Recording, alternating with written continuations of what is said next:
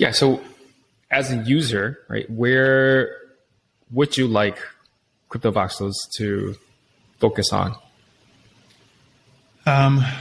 So there's the realistic part of it. So they've had the long. So it's like, how much confidence do I have in them to continue product development? What do they do best? And those things. And how can they expand? I'm not confident that they will be able to keep up product development with the big budgets of the other metaverses. I think they need to continue to lean into how historically significant they are. I wouldn't use that as a crutch to not try to continue to build out the product, but I think they need to think of themselves more as, 10 years from now, I think that these kind of parcels will go for money for just collectors' point of view, not necessarily like I expect a return on my virtual store in CryptoVoxels. I think it'll be more of like museum type approach. So it'd be cool if they started to like take snapshots of what the current builds are. It'd be kind of like if you could take a snapshot of New York in 1920 and walk through it. So it'd be cool if they periodically took snapshots of the current layouts of those things. They might be doing that. I have no idea if they are. And I think from an actual product perspective, they need one thing that I've seen them seems like they do is the big question is, how do you add value to the land parcel? And they do a lot of things like that seems to be the elephant in the room with them. And they do a lot of things like, think of it like this. If you have a difficult problem, or if let's say you want to, like, you have homework and you're getting ready to start your homework, and then all of a sudden your desk looks dirty. So you clean your desk. Then you're like, oh, I need to take my trash out. They do a lot of stuff like that where they avoid the core thing of like, how do I add value to the land? And they do a lot of little things, little cosmetic things, which I'm sure is difficult.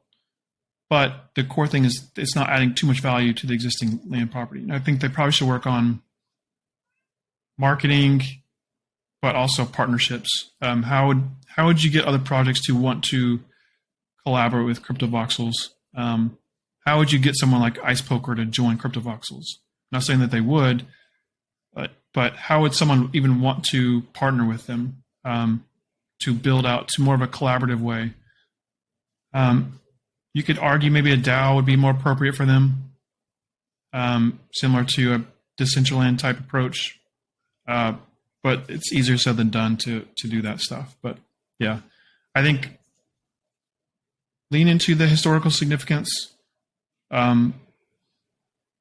Think about how you can work on integrations with other platforms to bring traffic in.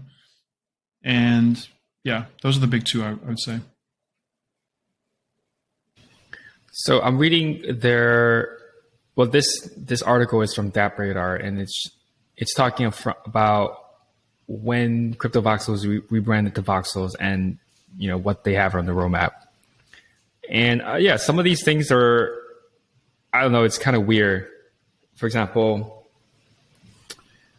land plots on the seaside get a small premium. Like, really? Like, does that matter in the metaverse? Like, what is the benefit of being next to a metaverse ocean, right? Like, unless the ocean itself has utility. So that's what I'm saying. Maybe someone will create with that later on, but like ocean tile does not have utility in the metaverse. Like, let's be real. Yeah, and that's the thing. It's unclear on how they're going to add that value because it's like you have a really difficult problem and you start doing other things besides the problem. Like your homework, you're doing something completely different than your homework because you don't want to actually address the elephant in the room type thing. I think that's the biggest thing.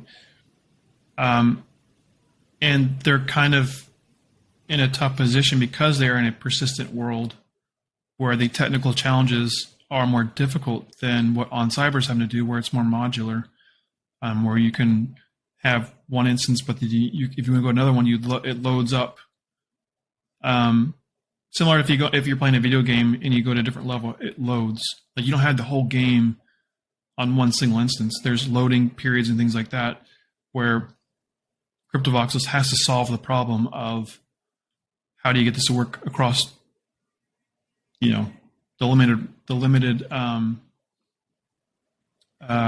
hardware constraints you have. Hey everyone, this is Jack, and thanks for watching this clip from Hello Player One. If you enjoyed it, you can click here to watch another one, or if you want to watch the entire podcast, click here. See you later.